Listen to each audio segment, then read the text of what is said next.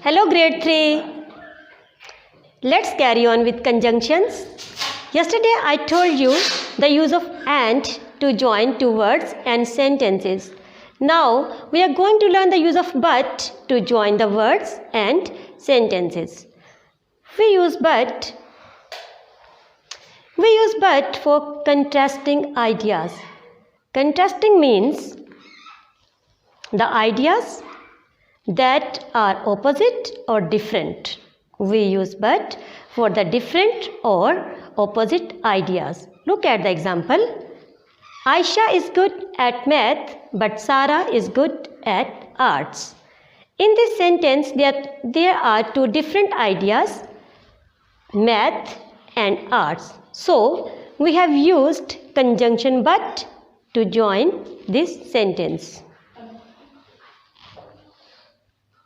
Let's practice more. You have to join these sentences using but. I like pasta. My friend likes rice. What would you use? Yes, you will use but because there are two different ideas, pasta and rice. We will use but to join this sentence. Look at the other sentence.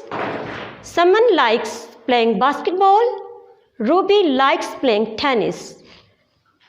Here, two different ideas, tennis and basketball. So, we will use but to combine these two sentences. Students, now I am going to assign you some homework. You have to complete these sentences using appropriate conjunctions. Two conjunctions are there.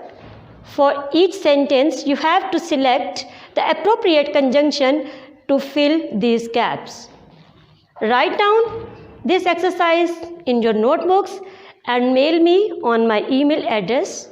My email address is farzanasajad980@gmail.com.